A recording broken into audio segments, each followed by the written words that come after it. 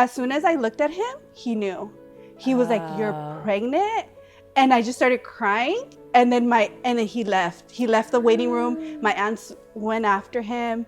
And I was like, oh my God, what's gonna happen? Like, I'm gonna get in trouble. This lady was also crazy because she said that she went over to the car to pick up the child, and our client has like a brand new baby, and that the girlfriend got out of the car and was like, let's square up. And our client's over there with her brand new baby. She's like, excuse me? Like, what does that even mean?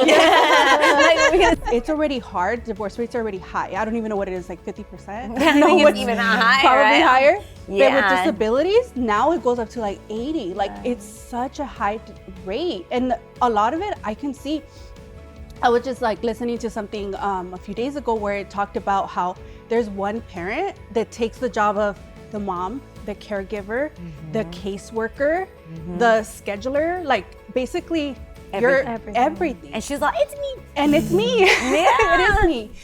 Hi everyone, I'm Karina Reyna. I'm a family law attorney at Reyna Law. Hi everyone, I'm Heidi Castañeda, the paralegal and office manager at Reyna Law. On Drama in Session, we talk about what family law really looks like once the paperwork is filed and the emotions are high. We spill a little tea from our caseload because family law can get messy, but the bigger goal is to talk honestly about what people are actually going through when they find themselves in the middle of legal and emotional chaos. Through our conversations, topics, and guest speakers, we break down what's really happening behind the scenes and help you make sense of the conflict, the court process, and everything in between, so you're not walking through it feeling lost or alone.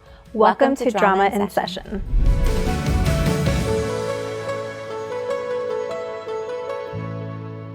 Hi guys, welcome to Drama in Session with Karina And Heidi. This morning we have a very special guest with us. Mom of the year, amazing wife, business owner. What else do you do? Home renovations. Like, if you want house gold tips, go on her page. She has literally like an amazing house. You wear so many hats, Tracy. Thank you. I'm excited to be here. I know we talked about it like over a year ago, right? Yeah. When we were going at your lake house. Yes. And actually, Tracy did help me with buying our lake house, which was so awesome. It's the best. I know. We're going this weekend. Well, and it was so funny because I truly believe that things happen for a reason. Yeah. And so I was in court and Tracy just happened to text me, and then I couldn't text back. So on the way back from court, I was like, I'm just going to call her.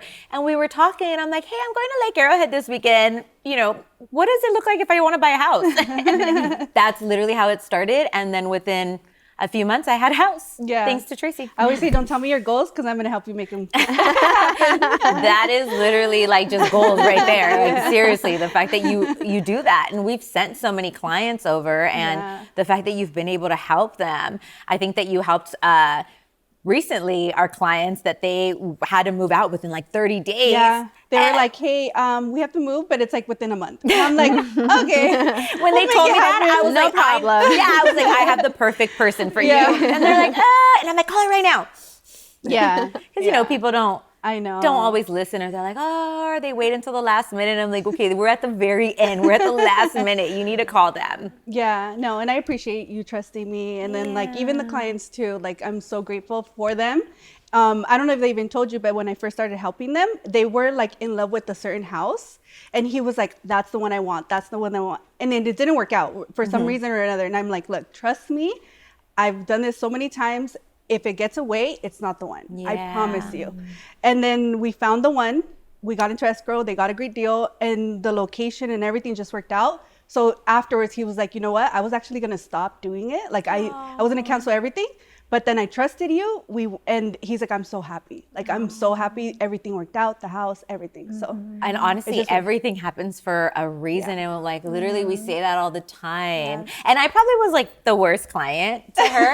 no, as soon as we walked super picky. She was like, I want to buy land and I want to build my house. Yeah. Okay. And then she's like, let me show you houses. No, but when I walked into the home that we bought, I was like, I love it. I want it. And she's like, lady, you're yelling into the camera right everywhere. So I warned. And I was like, I'm just look, kidding. Poker face. Like, don't show She any warned emotion. me. There's cameras everywhere. She warned me. And then after she's like, and I need a coffee. I haven't had a coffee. Oh no, Karina is the type where it's like, you see that person right there, don't look. Literally like that. Like, you probably shouldn't have told me to keep a poker face, because as soon as I walked in, I was like, I love it. And then it just so happens that particular house, I went to the bathroom and Anthony went to the bathroom. And she's like, oh, that was it. You guys both used the bathroom. And I was like, hey, if you use the restroom, it's your house. And I was like, is that like a thing? Is it? Yeah, I think so. Because every time somebody uses the restroom, they end up buying the house. How random. Like, I just think maybe I don't know, realtors, you guys tell me. Right? Maybe everybody has their own like thing that they believe in, but Tracy just gave them a lot of water on the way up there. and one time we were driving and then up. even then we had like 14 houses scheduled because obviously it's like Arrowhead, so you want to try to like stack the whole day. And that was the second house we saw. And so she was like, we still went to go see the other a million houses. Yeah, literally, like amazing, gorgeous houses. And I she was didn't like, pee in the rest of them? no, even with all the coffee, I didn't pee in the rest of them. Well, no, I think I used the bathroom in one more, but that one was just too much. And Anthony was like, I love it. And I was like, nope. Yeah. He didn't scream it into the camera, so I think that was what. I like how you're like, we're going to talk personal, and then we go straight into houses. I know, right? Well, we will get to the personal stuff. Just trying to sell another one right now. I know, right? And I wanted you to like feel comfortable. Hello. And I know that real estate makes you feel comfortable because, I mean, this is what you do. And honestly, like, I think that when it comes to like drive and success and business, I feel like you are the definition of it, because you were so like, we have 11 houses, we're driving up. And one time we went up, it was snowing, and her and I are like, and I was in court too at some point, and I'm like trying to do court virtual. And well, even like the first time we went, you're like, wait, you're driving up here? Like, you're not going to have somebody meet me? And I'm like, what's so last minute? I'm like, I don't want people to think like you're not serious. I'm like, no, I'll drive up. Like, and at that point, I don't even know if I was really serious. I was just like, hey, I want to buy a house. I just want to look. She's probably in her head like, I wasn't even serious. I ended up with a whole house. I just wanted to go see snow. Yeah. No, even it all worked out. Even like just everything. Everything really does happen for a reason. And I think like with life, that's literally the case with everything, I think. And I know you have kids, so tell us a little bit about your kids. So I have 3. I know earlier you were asking me, but my oldest just turned 18. I have a daughter that's 9, and then I have a little boy who's 5. Aww. And so right now you're married. Yeah. To Jerry. I'm like right now. To Jerry. Oh no, did he upset up this morning? We're going to have Jerry on the show, so we'll ask him the same question. I've seen that TikTok trend where it's like, my current husband. I know, that's what I thought about what you said right now. Me too. Right now you're married. I'm like, Jerry's watching right now. Like, yeah, no, I mean, we always make all these like jokes, right? But then at the end of the day, I'm like, everyone has the same issues with their husbands. They don't throw out the trash. They always forget what we ask them to do, and they're like, wait, did you ever ask me that? Oh, we have plans this Saturday. You never told me. Yes, I did. So right now you're married to Jerry. And you guys have the 2 younger. And your oldest, you had him. How old were you when you had him? So I was 18 when I was pregnant, and it's crazy because like I feel like I've lived so many lives. I always say this. So my sister, who you know, she actually was pregnant with her daughter, and then I found out I was pregnant, and my sister was already pregnant. So imagine like a Latino family. I'm the oldest, pregnant. My sister's the second, and then we have a little brother who's like 9 years younger than me. So, and I'm the good kid. My sister's good too, but like I was like the one with straight A's. You know, like, okay. Yeah, I know.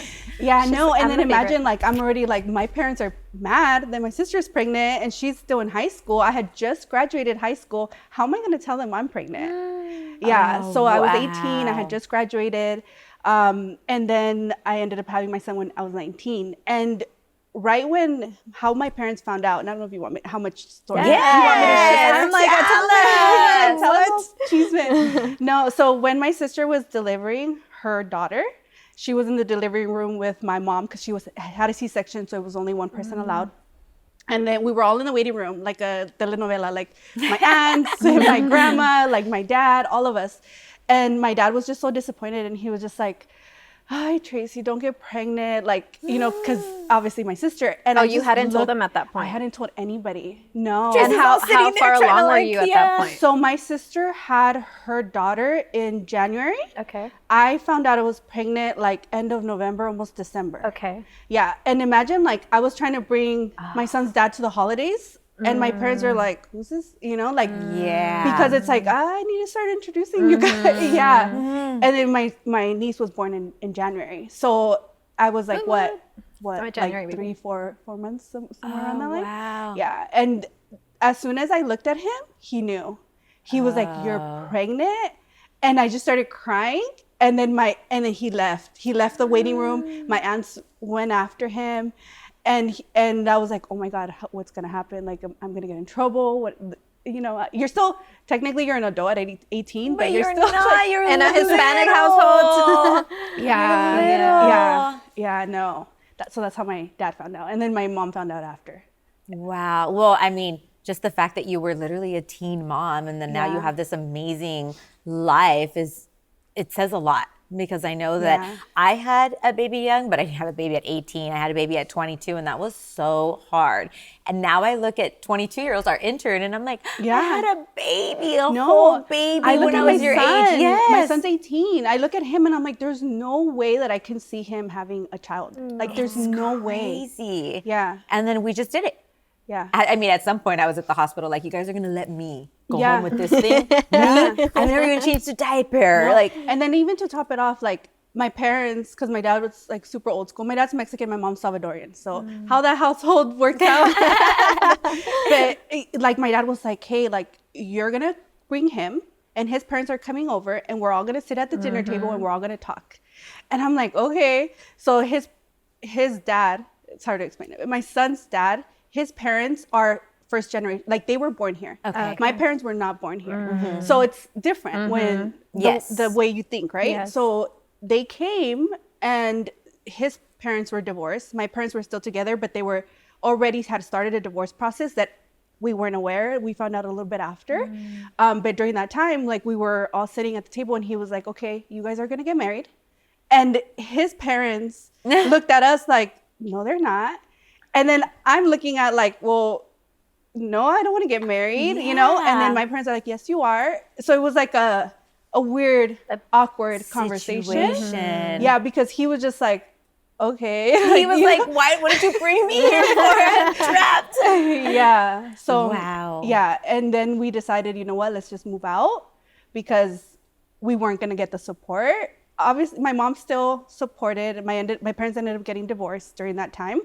So they were having their own issues, their own thing. And obviously I had my own. My sister had just had a baby. So we had a lot going on at the house. So we ended up moving out and then trying to figure it out to see if it would work because I knew him from high school, but we weren't like, we never dated in high school. It all happened so fast. Like even me getting pregnant, like it all happened really fast. Wow. Yeah. Like from when we started dating, it was within like a month or two.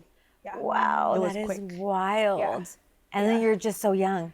Yeah. And so what happened? I mean, how long did you guys stay together with the baby? Yeah. So one thing I would say, and this is something like I'm a big believer, is like I never, even we've had our like, you know, our problems, our issues and stuff. Like I'm a big believer, like not to talk bad about the other side, just because you have a child in the middle who's like sees it, you know, who, you know, goes through it. And my son's like very quiet. He's reserved. He never really shares. So, but with his dad, we were together for a year. I think we broke up when my son was like almost about to be a year, like, or maybe a year, a little bit past a year. Yeah, we weren't together for that long. So you became a single mom at what, like 19? I was like, I had him at 19, so it was like probably around 20. Yeah. Wow. Yeah. Yeah. Wow. Yeah. I mean, what was like your co-parenting journey like with him? Being so young too. I mean, you probably didn't even know what co-parenting meant. You were probably like, The what are you doing? grandparents, were they involved? Yeah. So this is one thing I would say, like his side of the family, even him, he's a great dad. And then his parents, right, have always supported, like, and helped. I went through a really rough time, like when we broke up, and even us breaking up, like I can't say that there was a reason why we broke up. Like it wasn't like we ended in bad terms or anything like that. It's just we weren't meant to be together. And that's how I feel, and I've always felt like that. Like I feel like him He worked at night. He was working at UPS. I ended up getting a job at a bank just because I needed insurance, and I couldn't get insurance unless I was married to him because UPS has really good insurance, but I wasn't married to him. So I ended up starting work at a bank. So I was working during the day. He was working at night. So we were basically just like, I would always say like swapping the kid, you know, like I would wake up in the morning, get ready. And then by the time he would get home, I would leave to work. And then when I'm coming home, he's leaving to work. So we're just literally swapping. And we did that for a year, a little bit past a year. I don't know exact dates, but yeah. And then after that, it was hard because I was still working at the bank and I was getting promoted because like I was a big believer, like, you know, I can be a branch manager, I can be a district manager, I can move up the ranks. I just have to work hard, you know, because obviously now it's not just me. I'm working for somebody else. Right. So I was young. I got my first branch when I was 23 years old. So I think during that time, it was years of me proving that I can run a branch. So I was running multiple branches. I was like, you know, running around. So I'm also, you know, a single mom. So it was hard because at that time I was working in Helmani. I had moved to Upland because him and I had a place. When we broke up, I moved out because I'm like, let me do this on my own. And I was so like, no, my parents said, you know, if I don't get married, I can't be here. So I'm like, no, I'm going to go get my own place. So I got a 1-bedroom in Upland. So I would drive from Upland to Rowland Heights to drop off my son, to Helmani, and then, which is where I worked. And then from Helmani back to Rowland Heights to pick up my son, then back to Helmani to close the branch, and then to Upland. Wow. Every day. Yeah, for a few years. Yeah. Wow. And then as I started moving branches, like I went to Montebello for a little bit. I went to like different areas to cover. I was doing the same thing. Wow. Yeah. That's amazing, because I think that a lot of women feel that having kids young, right, it doesn't allow you to really like get to your full potential, but you didn't see it that way. You were more like, I got to do what I got to do because I'm a mom now. I just felt like I didn't have an option. Like I had to figure it out because now it wasn't what I felt or what I wanted. It was, I had to provide for her. And his dad was like, you know, he would come and pick him up. We did end up going through a time, and this is where like you know, it's hard when you're co-parenting. For a while, I wasn't dating. I was just working in my son, right? He wasn't either. So I don't know, you know, what the thought process was, but once he started dating and once I started dating, once Jerry came into my life, and then, you know, he started dating somebody, that's when things started changing, because now it's like somebody else is coming into the picture. You know, the other side might not like, you know, communication, vice versa. And then at that point is when we started going through like, okay, well, I need to file for child support. And it wasn't even so much for the money. It was more to have a schedule. And consistency. Yeah. And I think we see that a lot where there's a significant other that comes in. And even if they don't come in all hot, like, oh, who's this baby mama? Who's this baby daddy? It does change. It changes, because then it's not like, oh, can you pick up the baby? Yeah, I can come. Because now it's like, well, now I have plans, or, you know, I'm not supposed to have the baby this weekend, or like, well, I have my significant other, or whatever the case may be. And then the significant other is like, why don't you guys have a schedule? Or when do we have this baby?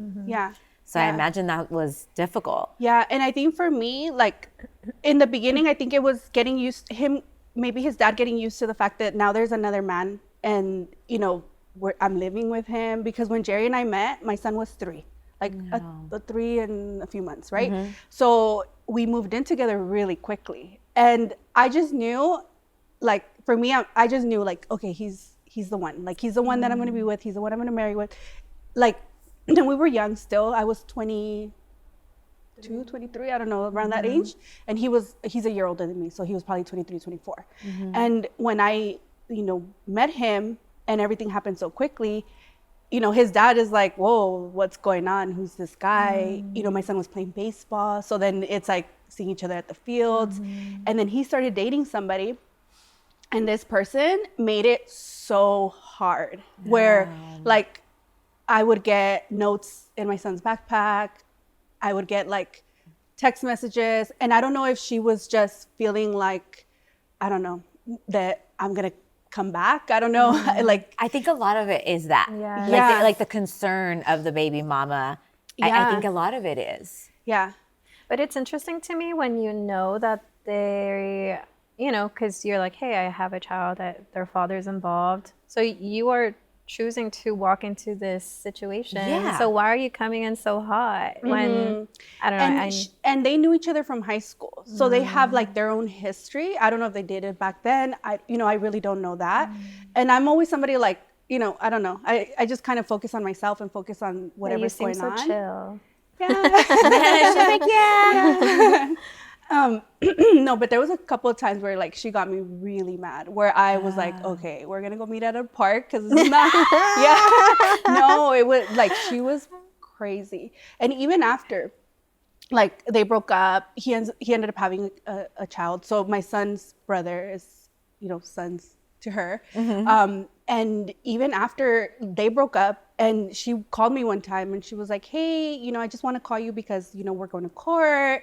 I want to know, like, if you would, like, come and side with me. And I'm like, no, one, me and you don't get along. You're like, we almost fought at Walmart. I'm just kidding. In the parking lot. I would have if you weren't so mean to me. Yeah. No, and even then I'm like, and I don't have the same experience that you have. Yeah. Like, me and him get along really well. Like, and I've always said this too, like, as long as he's a good parent, like, even, I don't know, like, yeah, I had filed for child support and things like that, but like I wasn't really getting a big amount of money. And even then we had gone to court and they had lowered the amount. And I told the judge or the mediator, I'm like, look, I don't care if you guys lower the amount. I just want him to be consistent on the days. Like if he's supposed to pick him up Friday, I don't want to get a call at work from the school saying he didn't get picked up. And if you don't get here, the cops are going to be here. So that's where I'm like, I can't. Like, if it's his weekend, like, I just want him to pick him up. And I don't think it was a lot him. Maybe it was him. I don't know. But I do think that the relationship that at that time wasn't the best, and it did affect my son. And then after the fact, like, I was like, I even told her, like, I have a great relationship with him. He and my son are great. So I don't know what you guys have going on, but don't include me because I'm not part of that. Yeah, that's awesome that you would say. We have people that call and they're like, he has another baby mama. Should I reach out? And I'm like, do you need to? Or, like, oh, should I reach out to them? I'm like, I don't know. Is there concerns that you think that they would We're help like, what out? happened? Tell us everything. Yeah, like, because we're nosy, not because we need to use it in court. Because we really are nosy. Yeah. So when you're talking about like co-parenting and then the other person, and then you were saying that, he wouldn't pick them up in time. And I'm assuming because you just wanted the consistency. I was just in court the other day and a judge literally had to tell these parties, when you say you're going to be there at 3:00 and it's your day, you're the parent. You can't just assume that the other parent will pick up the slack. You need to call your mom. You need to call your aunt, call your neighbor, call somebody if you're unable to get there for your child, because it really is entirely your responsibility. And he says that a lot of times parents will rely on the other one, like, oh, well, if I can't show up, then they're going to call her and she's going to show up, right? And she's going to leave her bank job to drive over here while I'm over here like, oh, I forgot. And so the judge was very adamant about that, which I thought was awesome, because we see it a lot where the person will, say exchanges at 4, they get a message at 3:30, can't make it. Can't make it. What do you mean? Like, what does that even mean? Still an hour away. You should have told me earlier. And it's like that poor kid is just sitting there. And they don't know, right? And then you don't want them to know either, like what's going on behind the scenes. Oh, like, they were with so their excited parents. to spend the weekend with dad, and now it's not happening. It's like, what happened? Now they're confused and sad, calling And now dad. mom's mad, in the car, like, I had to pick you up. And the kids can feel all that tension. No, I agree. And I'm assuming it's the same thing with having a significant other, right? Like for the exchanges or whatever. Your son probably felt the tension, even though you were like, no, I'm good with dad. Having that other person have the drama, he probably felt it too. Yeah. No, and then like I always think like, you have it with co-parenting, right? There's like the mom, right? And then there's like the stepmom or the person that's, you can't, however you're feeling, like you can't tell the mom like you're not parenting correctly. Like you can never tell that to a mom. Like they parent however they're gonna parent their child. So like to hear that from another person, and they're just dating, and I'm like, you're dating him, focus on him. Like I'll parent my son, and then when he's over there, as long as, and this is one thing I did tell his dad, like as long as my son is fine when you guys are there, even though me and her didn't get along, I it wasn't an issue for me because I'm like, as long as he's fine, he's safe, he's okay, I don't care. Where I'm sure anybody else would say like, I don't want her around my kid. You know, like anybody can probably think however We they're get thinking. that all the time. We just got a new case actually where dad has a new wife, I believe.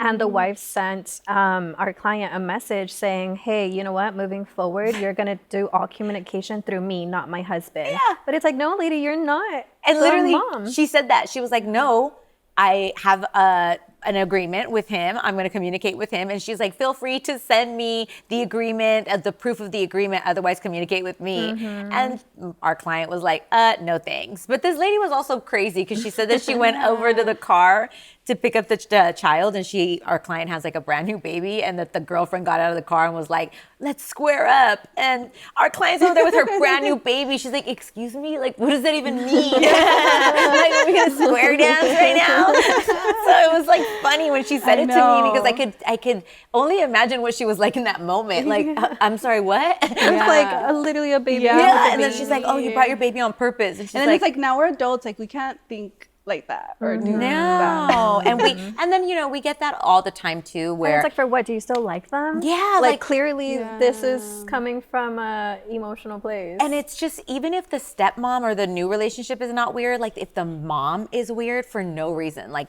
I don't want that new woman there. Like, why? Yeah. Do you have any reason? Well, no, because, you know, I know he cheated on me with her. It's like, I know that there's resentment and hurt feelings, but you have to think about the child. That's going to cause so much conflict at that home that your child goes to. Yeah. All because you're like, oh no, I don't know if he cheated or she cheated. I just don't want to deal with that relationship. Yeah. It sucks. And I can't imagine that is so sad. It is so But- sad. We always tell our clients, you can't look like the crazy one. We're trying to help you. I'm like, dude, no, I'm not going to go in with crazy. If you're going to make me look a fool in court, I'm just going to stand there quiet and be like, I told you that you're crazy would get us in trouble. Yeah. Because, and I know sometimes they can't, you know, you're in the moment, right? Like, and looking back now, you realize like there was tension and there probably shouldn't have been, but she got me mad and I probably shouldn't have let it get to me. But in the moment, you're not seeing that. You're just like, this lady literally sent me this message. Yeah, and I think it's hard too because like for me, I'm like, you can say whatever you want about me. Like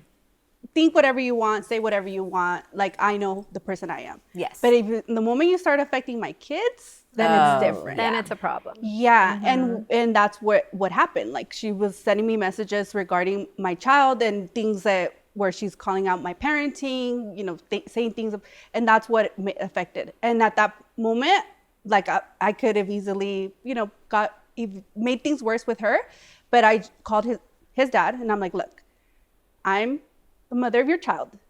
He's your oldest son. You need to have a conversation with her because I'm always going to be in my son's life. You're always going to be in his life. Even past 18, like people say, once you turn 18, like, you don't communicate, you know, like they're adults. No, like I was just talking to him like a few days ago because my son right now, he's going to get into electrician. So his dad's side of the family, they're all electricians. So they're going to help him get into the union and, you know, go that route.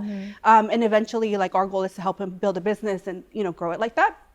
But his dad was seeing him outside of being a boy going to school, working and seeing like what he's doing. So he was so proud and he would call me. He's like, look, he's like, this is what he was doing. You know, he went to work with, it's his brother-in-law, his sister's husband, who owns quite a few properties. They fix and flip and things like that. So my son went with him. And I guess he was telling him like how great of a child he is, how he works hard. So he was just so proud and he called me and I'm like, he's already past 18, but we still have these conversations, this communication. We started talking about like him, you know, having a car, credit, like the other conversations that, you know, you have about your kids, but he's already past 18. Yeah. So, and I'm grateful that I can have those conversations, you know, with him. And then also that it doesn't impact Jerry either, because Jerry knows like it's his dad, you know? I was just going to ask, like, what was Jerry doing now? Like sitting there like, oh, you're going to go fight the lady again or what? Like, Jerry's probably like, no way, that's so cool. What else did he do? Yeah. I mean, Jerry's just as chill as you are, so I can't really imagine him getting upset. And I'm sure he's just, He seems like the voice of reason a lot of the time too. And yeah, I think like we balance each other out too, because like when that was happening, like back, with the second mom. oh shoot! I'm like, wait, what? Oh no, you were the first mom. I was like, how many babies does this guy have? No, he's with now somebody, and he has a kid with them, so he does have 3, but he's with her. Yeah, but no, my Jerry was like, at first he was like, she did what? What did she send you? Like, calm down, it's okay, But now he's just more like it's his dad. Even like when we would he played baseball and he did travel ball. He did from 3 to like right before high school. He didn't want to play baseball in high school, but all those years there was times where we would have games, tournaments over the weekend, fly to Arizona.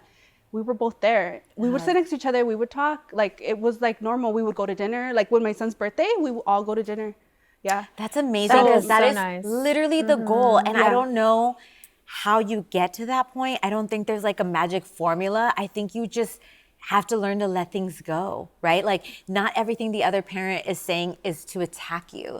Like, you could have easily, thought that he called you to tell you he's so proud and been like, well, because I raised him. You know what I mean? Yeah. But instead you're just like, dude, he was so proud and he was calling me, and I use it as an opportunity to be like, hey, what about this or what about that? And talk about things that'll benefit our child. Even after this, he's not a child anymore. He's an adult. It's just cute. Yeah. No, and it was hard. Like, people always ask me, they think it was easy. Like, no, we went through a rough patch of like trying to figure it out. And, we thought it wasn't going to be good, and we had to involve the courts, and we had to be, really, I had to keep track of every receipt, just because I'm like, I don't know, if we go to court, I need to be prepared with my facts and things so that, my son's fine. But no, we moved past it. It was a lot of conversation. I think it was like time heals also, and communicating. Yeah. Because even like, it was during my time, if my son's in the hospital, I'm still texting his dad like, hey, this just happened, I'm on my way to the hospital. And his dad's like, how bad is it? I'll show up, or okay, let me know how it went. And that's so important. And people are always like, do I have to text them? It's like, yes, because if I would want to know. Yeah. And that's how I see it. If it was vice versa, you don't want to know? Well, yeah. Well, then yes. And it's like, well, I don't want to feel like I'm like, he has to keep tabs on me. It's like, no, it's not. It's that you're informing them of what's happening with the child. Because even if you were in a relationship with them, you would still text them, hey, I'm on my way to the hospital. It's not anything different. Yeah. And people Especially don't see that. being a medical reason. Yeah. Yes. And that's the way I see it too. I'm like, anything that I'm communicating, I'm already kind of like doing it so that he's prepared. Like, if it happens during your time, I want the same. Like, let's respect each other so that we have the same communication. Whether it's school, whether it's medical, whether it's legal, whether it's whatever, And I tell people all the time, because they'll say, well, he doesn't do it or she doesn't do it. And I'm like, the more you do it, the more they'll just realize that they should do it as well. That they like it and they appreciate it, and that you're not just doing it to like flaunt it, the fact that you're a better parent or anything. You're doing it to keep them informed. It'll just naturally happen. Like, you can't wait for them to change to be like, okay, I can change now. Like, if you want to be a better person, if you want to have a good co-parenting relationship, it starts with you. You're setting the tone. It starts with you. Yeah. Let the other person be a jerk, because at some point they're either going to be like, okay, she's been really nice for a while. And like, I love how you set the birthdays and stuff. And I mean, obviously your son is 18, but he's always going to be your son. And so there's life after 18. There's weddings, we were saying graduations, weddings, grandkids, and the fact that you guys can all be a part of that. Yeah. It's like keeping up with. Because I always wonder, like, are you guys going to get past this crazy drama that you have right now and be able to sit at a table at your child's graduation or wedding or whatever? When he graduated high school, we were all there. We could have easily, there's so many bleachers, like we can go sit on the other side and him on one side. His whole side, dad's side of the family was there. We were there as well, all the same. But how awesome your son to just look up, right, and see all of you guys together instead of being like, there's my mom, there's my dad, there's my grandma. Let me text where they are, because now I have to go say hi over there. Oh, yeah. And then it's like, okay, when you're done taking pictures, make sure you send them over here. We're here so that we can have our time to take pictures. It's like, what is that? No, we even photos too, same thing. We're all right there. I know. I remember seeing a picture on your Instagram, and you're like, "Look, this is what co-parenting looks like." And I never post him like for years. I never posted him, so people were probably like, "Who is his dad?" You know? You're like, "That's his dad." No, but I think it's important to set that example for people that it does work. Yeah. And then you're right, it's not easy, and people don't have to think it's easy, and people just have to realize that everyone's story is different. Not everyone's story is going to be the same. It's just how you write your own story. Yeah. You could have easily used the fact that he had this crazy girlfriend at the time to be like, "Oh no, we're done. Yeah. I'm done co-parenting." But instead you contacted him. You had the conversation like, "What's happening? Because I don't know your relationship with this lady and if it's going to be long-term or not, but you and I, we're here to stay because we have this child." Yeah. And the fact that you did that, I think, helped. Yeah. Yeah. But you know him well enough to do that, because some people are like, "Oh no, I can't call them, I'll get told off." Yeah. Because I just figured like, look, he can either make it easier or we can make it harder. And if we make it harder, like we're going to go to court and we'll see where, where that goes. So I just felt like that. And he also, I'm sure he's probably thinking like, okay, I don't want to make things harder. Like, let's just figure it out. Because you guys both just love your child. And at the end of the day, I think it shows in your co-parenting, because you don't have to have conversations with them every day.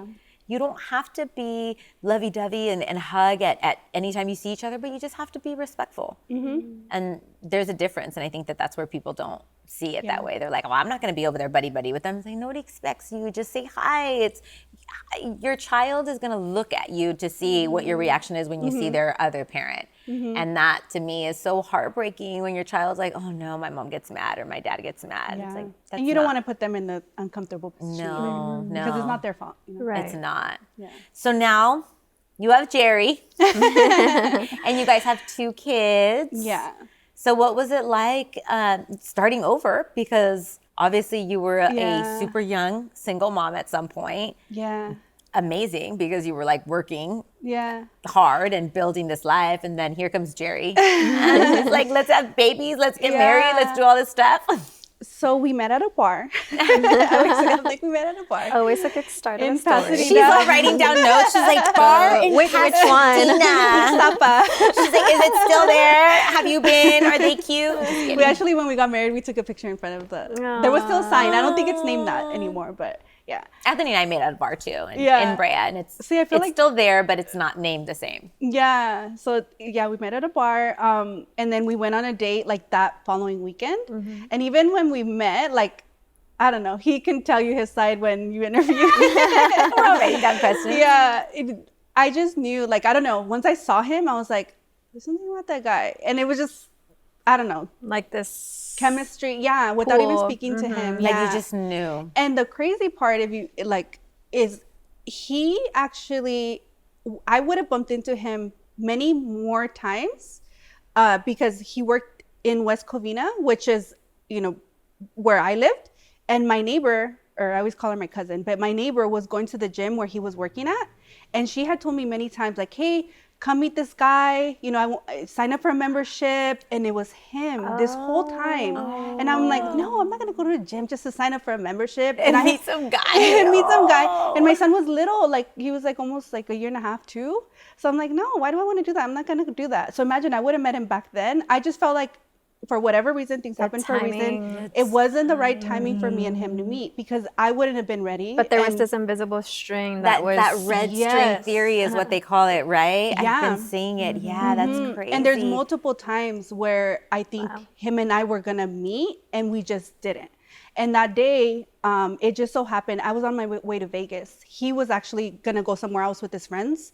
And for some reason, I ended up not going to Vegas, turned around. I called one of my friends, and they're like, "Hey, we're in Pasadena at this bar. Come, it's so-and-so's birthday." So we turned around, drove all the way to Pasadena. We weren't dressed, so we had our luggages in our car. So we literally got clothes from our luggage, changed in the parking lot, went inside, and that's where I met him. Wow. So we weren't gonna meet that time either, but I'm sure for whatever reason that was the time. Yeah. Wow, that is like, just because they say that all the time. Yeah. And well, I mean, I feel the same way with Anthony, because we both grew up in Whittier. We both had similar friends, and I mean, Whittier is a small town. I feel like everybody in Whittier knows each other. Like, how we never saw each other is insane to me. Yeah. There's actually a picture in my garage of Anthony playing football. I guess his dad brought it over, and it's like his senior football picture, I don't know, junior or something like that from St. Paul, because that's where he went to school. And he's like in the picture with my ex-boyfriend. They're like side by side. Yeah, I'm just like, that's wild. Like that your dad just brought over my ex-boyfriend's picture. And he's like, knock it off. And I'm like, okay. Yeah, no. And then once we met, he got my number. Even then, I didn't do this on purpose. He'll tell you the story that he thinks that I did it on purpose. But I gave him my number. He called me to make sure like my phone rang, and it didn't ring. And he was, and he was like, "Are you giving me your wrong number?" I'm like, "No, I gave you the right number." And he was like, "I'm calling you and it's not ringing." And I was like, "Oh, the last digit is wrong." So I fixed it. So imagine he would have left and we would have never talked. And for some reason, and we went on a date. And that day when we were at dinner, I remember just like hearing him, the whole conversation he was talking about his goals, like what he wanted to do, what businesses he wanted to build, like all these dreams, right? And then I'm like, okay, well, I work at a bank. I'm a branch manager. This, like letting him know like my goals. And then I was like, oh, and it's like, how do you tell somebody you have a kid? When you're, it's like, like, I was when's the just best gonna time? ask that. Like, when did he find out? You're Yeah. like, so we're bringing my baby to dinner with us because I couldn't get a sitter. No, and I had like, it was request so a high last chair? minute. I know. You're like, he's here. Yeah, no, it was so last minute. I had asked my sister, like, hey, can you babysit? It's only for a few hours. I'm going on a date, and she was like, what? And then, yeah, she ended up babysitting. But I told him, I'm like, hey, I have a kid. And then he was just like, I think I don't know, but he could probably tell you his side of the story. But I think he thought like I was joking. I don't know. That's what I think. But he was like, okay. And then I was like, okay, so it's not a problem because, I have a child. And he was like, no. Later, like as I talked to him, he basically told me like, he was raised by somebody who wasn't his dad. And, so he has his own reasons on, for him why it wasn't an issue. Yeah. And I love that. Yeah, me too. I'm like, oh, now I love Jerry even more. Shout out to Jerry. That is just so his awesome. ears are probably ringing right now. I know that you guys are just so meant to be, like Yeah. really. And they're just like an awesome couple to be with, because when Anthony and I, we were looking for the house up there, we ended up just like doing dinner and we talked for hours. Like we were like at the yard house for like 5 hours just talking about life and just being on the phone with them. Sometimes they're literally the realest people. Oh, thank you. They really are. So now you guys work together, which is like red flag for a lot of people. I feel like a high divorce rate. For the brave. Yeah, high divorce rate for people that run businesses together and work together, and you guys are intense, but you guys do it, and you guys make it work. I know. You guys sleep on separate sides of the house or something? Have your own room. Yeah, seriously. Yeah, no, I actually get to ask this a lot. We went through our banking phase. He actually went into working in the bank too, but then he was like, this is not for me. Entrepreneur life is for me. I need to leave and, do my own thing. But eventually we ended up trying out businesses. So with my daughter, when I got pregnant with her, after I had her, I went through like this really bad postpartum depression, like so bad. Now I can talk about it. Before I wouldn't even mention it because I would just cry. Yeah, but now I feel like with my son, I'm like, what I'm going through with him has been harder. Maybe that prepared me, but yeah, no, it was bad. Like, how do I go from being like, hard worker, showing up, moving up, and I can't even get out of bed. And you know what? Can't even carry my child. Postpartum hits people so different. I think it's not talked about enough, where it's like it literally could be just, I don't want to get out of bed. I don't want to do the stuff that I normally wanted to do. The joys the things that used to bring joy to my life, they don't. Yeah. And people don't see it. They think like, oh, postpartum, like I don't like my child. Or postpartum, like I don't like my body. Yeah. Like, no, it's deep And sometimes. then hearing his side, like he told me later, obviously not during that time, but years later, he was like, hey, like when I was driving, because he was still driving to the bank. He was like, when I was driving to work and you were at home with the baby, he's like, I was scared. Like, I didn't know if something was gonna happen to you or something was happening to the baby. So he ended up quitting. He ended up starting, we owned a restaurant. So he ended up starting a restaurant, going into like his own business and things like that. But no, it was hard. And then after I had her, I went back to work for a little bit. And then after that, I was like, okay, let's just start our own business. I got my real estate license. We started, trying to like buy houses, fix them, sell them.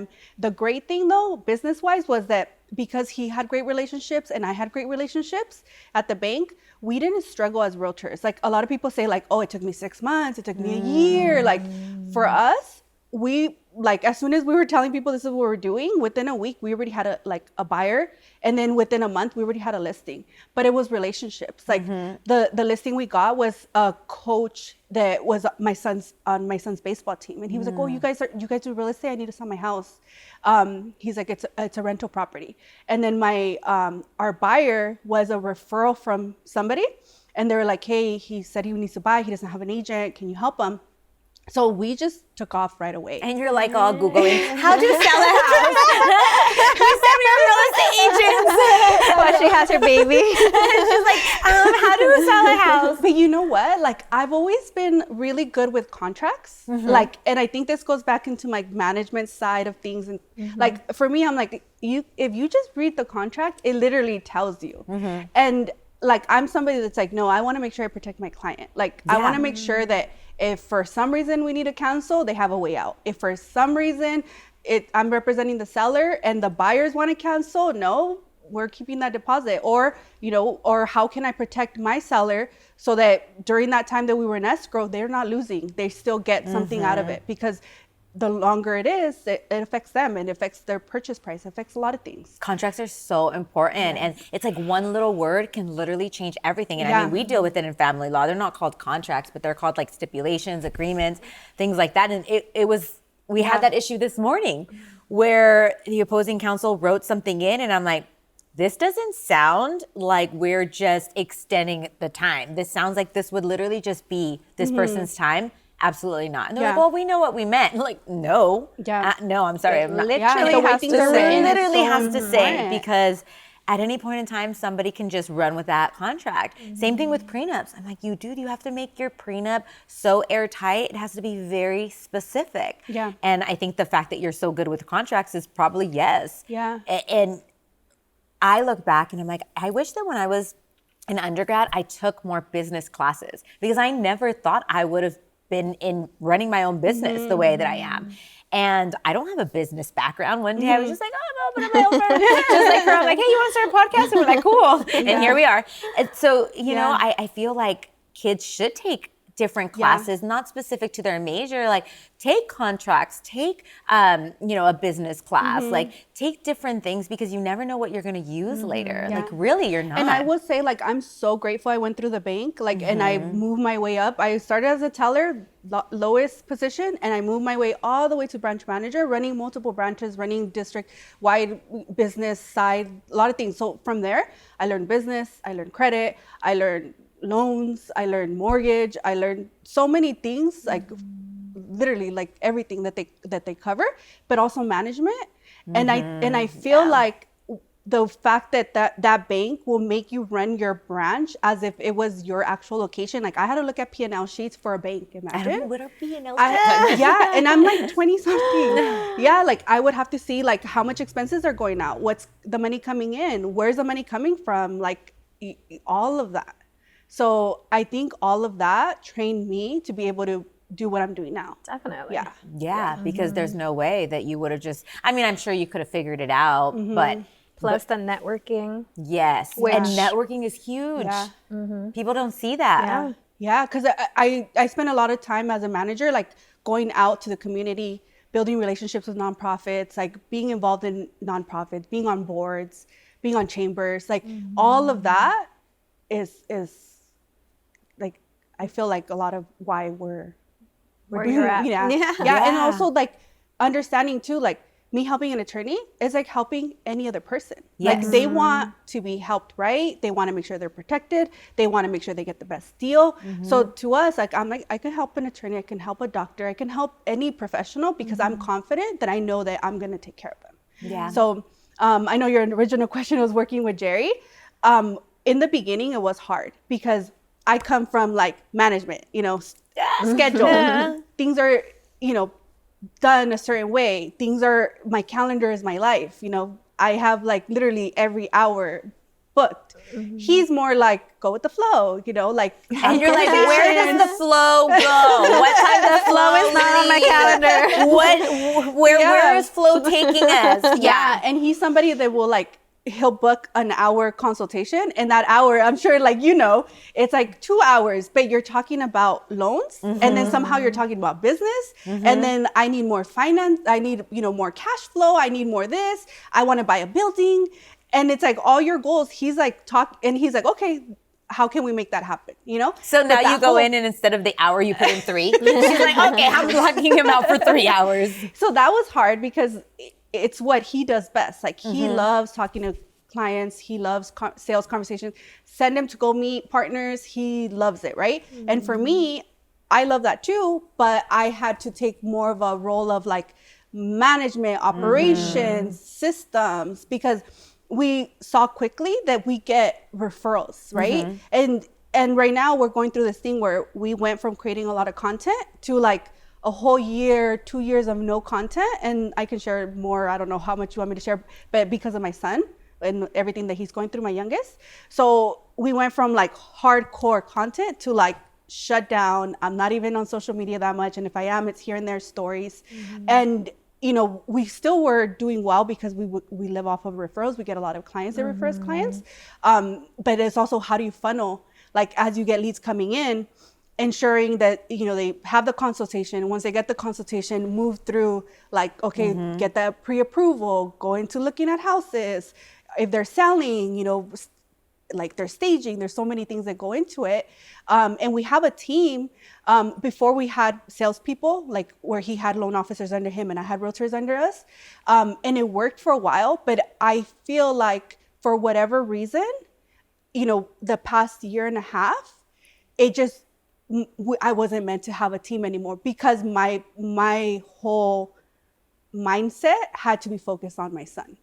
And things happened where, I moved to another, like I went to the agency, I went to, be a realtor there to focus on luxury, and I couldn't bring over my team. So that's where it kind of was like, okay, I'm not supposed to have a team. And then once I was there and I started working, I'm like, oh, for whatever reason, right now my son needs me.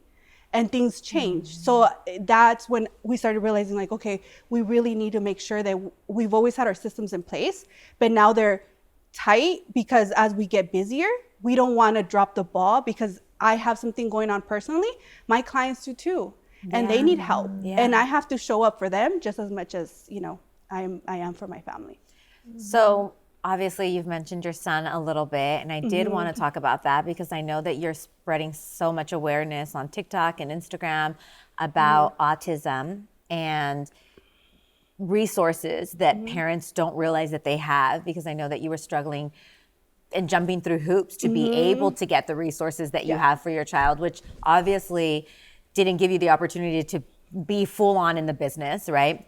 Like you were saying. But I know that before the show, we were talking about the divorce rate in people with kids that are autistic, and we see it all the time, and it's really high. And the fact that, you and Jerry are running a business and dealing with an autistic child, I mean, how is that going for you? Yeah, so it's not easy. Jerry and I, like any relationship, right? You have your arguments, you have your struggles, like, and at the end of the day, it's come back together for, us, for our kids, for our home, everything. But it is hard. Like, for me, I went through so much, and then it's like, okay, we're having a baby. It was in the middle of COVID. I had gone back to the bank because not the same bank, but I had got a call, and they're like, hey, we need a branch manager. Like, would you ever come back? They offered me 6 figures. I was like, yeah, let me try it. For whatever reason, I'm not meant to be working at a bank because I got pregnant with my son. COVID happened. I didn't end up going back. I went back just to like fill my position, get somebody to, take over the branch for me. And then I ended up quitting and just saying, no, we're just going to focus on real estate and mortgages because this is what I'm meant to do. But my son was fine. Like, I look at videos of him when he was a baby. He's like babbling, he's looking at you. It's like he was a normal child. And then out of nowhere, like, he just is not, like, let's not cry. The development. Yeah. Well, and you everybody's story when it comes to autism is so different, because people have said that they've seen signs since the beginning. Other people will find ways to blame it on a million things, right? Because they say that what you say, like my child was fine. And it's hard too, because I always think of this, the doctor once, because I was like, what could it have been? When I found out I was pregnant with my son, I actually had an IUD. So 99.9999% chance you're not going to get pregnant. And you have an IUD, and then there's a baby right there. And how I found out was because I just started bleeding a lot, too much information. But yeah, I went to the emergency room, and it was during COVID, so I had to go by myself. Jerry couldn't go into the hospital. And that's when I found out. They're like, you're pregnant. And then they did an ultrasound, and you can literally see the IUD, and you can see the baby. And they're like, we need to remove it.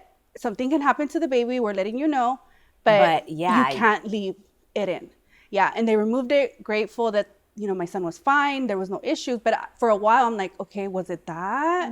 Was it something I ate? Like, I would try to find out every reason what caused it. And the doctor was like, you can't do that. You can't blame yourself. You don't know. It could be so many different things.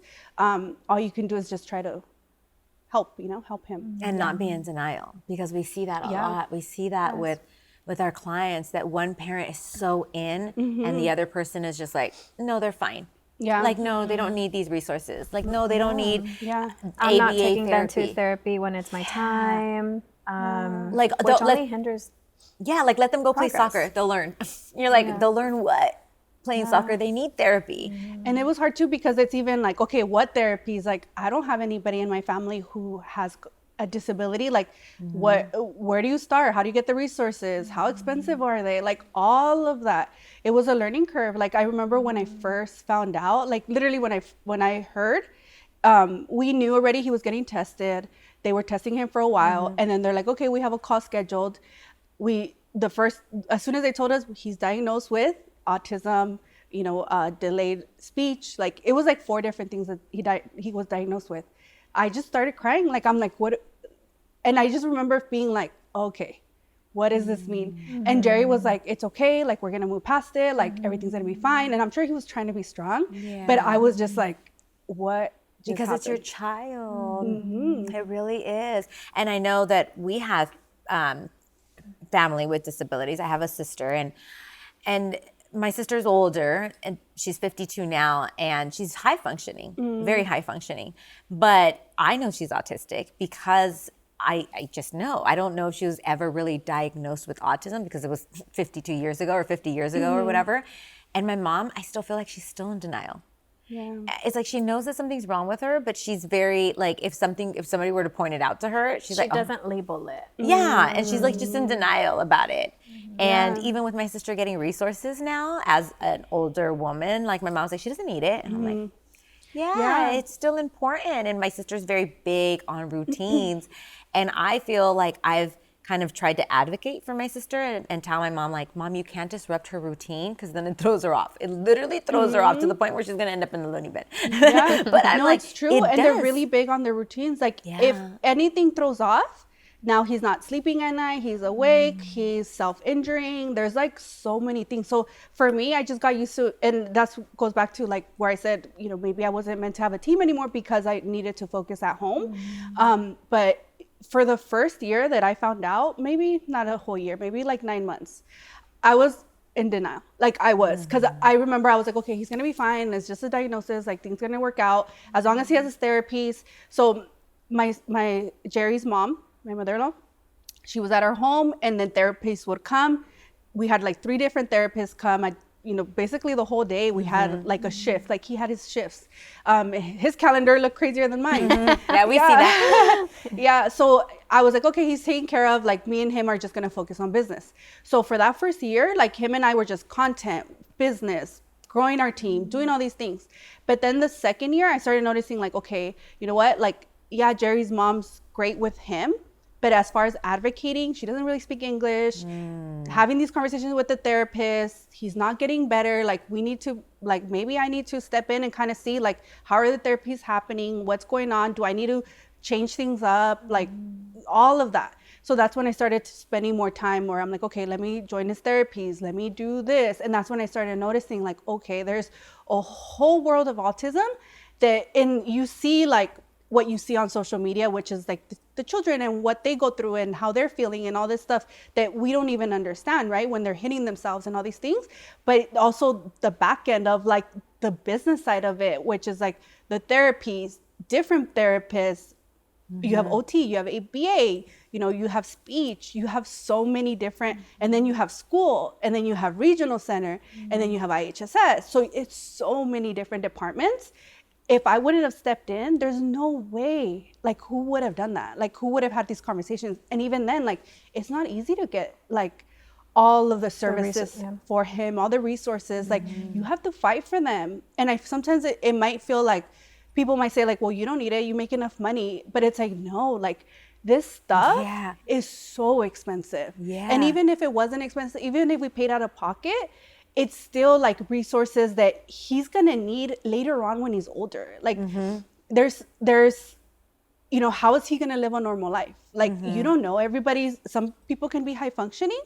Some I'm like, oh, he's not playing sports like other kids, you know? Like, is he gonna get married? Is he gonna be able to have a job? Like, all these things that a normal child, you know, does that I'm like, I don't know. And we have to prepare him and have everything set for him so that if something was to happen to us, he's fine.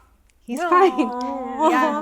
Well, I mean, the fact that you were there advocating for him, I'm sure like is going to make the world of a difference because you need that. And so we try to tell parents when they come and they tell us that their kids are autistic and the other parent isn't willing to see it. A lot of time I'm like, give it time because people process that differently. And after a while, or when we're in court and they're still denying it, and I'm like, now you have so many therapists saying the same thing. How can you deny elopement? Like you're somewhere and then all of a sudden your kid's gone. And like, how do you deny I'm telling you, like, self-harm? Like that stuff, who prepared? Like I'm literally carrying groceries, holding his hand, and all of a sudden he takes off. I have to drop what I'm doing to like run, you know, like those are things that's like a normal child, or if you call his name, they stop. And he, you know, an autistic child won't. And so I'm sure that for your whole family, it was a big change. It was a huge change. And I think that not only the busy schedule, but just how do you deal with... And even telling your family, like how do they take it, you know? Because what I remember when I told my mom, my sister, like their reaction was positive, right? Anybody, what if it would have been negative? How would I have felt, you know? But they were positive. They were just like, he's fine. He's going to be fine. You know, it's okay. Even, you know, obviously Jerry's side of the family, my dad, everybody like was very like, he's fine. He's going to be fine. But I do say where like we were talking about the divorce rates, like it's already hard. Divorce rates are already high. I don't even know what it is, like 50%. I think it's even higher. Probably higher. Yeah. But with disabilities, now it goes up to like 80. Like it's such a high rate. And a lot of it I can see. I was just like listening to something a few days ago where it talked about how there's one parent that takes the job of the mom, the caregiver, the caseworker, the scheduler, like basically everything. And she's like, it's me. And it's me. It is me. And Jerry shows up, like obviously if he needs to be on an IEP meeting, which is like the plans that they set for them. I just had one yesterday. There's another one next week. He'll jump on, you know, like if he needs to be there for therapy, he'll go, but he doesn't have to worry about all the other things that I'm like on the phone with IHSS, on literally a Zoom with an attorney and with a judge trying to appeal because they denied him. Like all of that, it's draining. And I can see where if there's one parent doing it all, it could build resentment. It could build, you know, and then this parent says something and all of a sudden you blow up and then now it causes an argument and then now you're tired. And, you know, there was times where we didn't sleep. So imagine like you're tired, you're working, you're running a business, and then your child wakes up at midnight or 3 a.m. and stays up all the way until 7.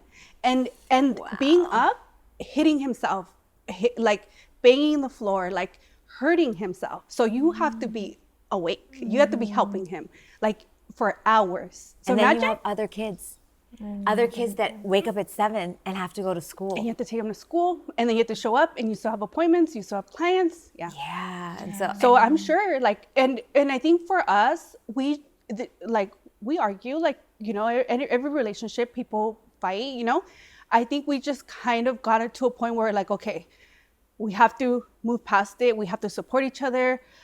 We did do therapy for a little bit because we're like, the way I communicate is different than him, you know? So things like that where we're like, okay, we have to continue to support our child, but also fight for each other and help each other and support each other. Yeah. Because that's so important. And I think that's like great advice for people that are finding themselves in that situation. Like there's no clear definition of what you're supposed to do, right? Like this is so foreign and so new that even if you didn't believe in therapy, like go to therapy together. Even if you don't even if you don't think you absolutely need it, like maybe you're gonna learn things, learn ways to cope with something that's happening in your life that really you have no control over. And it's hard.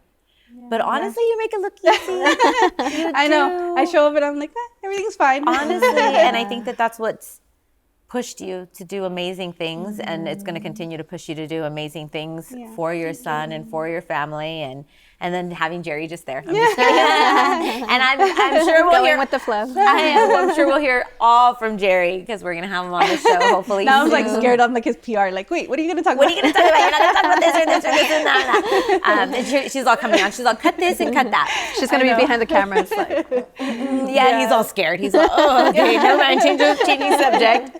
Well, thank you so much for coming on and for chatting with us. I feel like you literally shed so much light on so many different topics. What are we talking about? Like being a single mom, having a teenage mom, parents divorced, new relationships, the other person having a relationship, marital problems. I know. I told you, I feel like I've lived a lot of life. You really have. You really have. And being still so young and still having your kids. I know, right? You look good. You do. You look so good.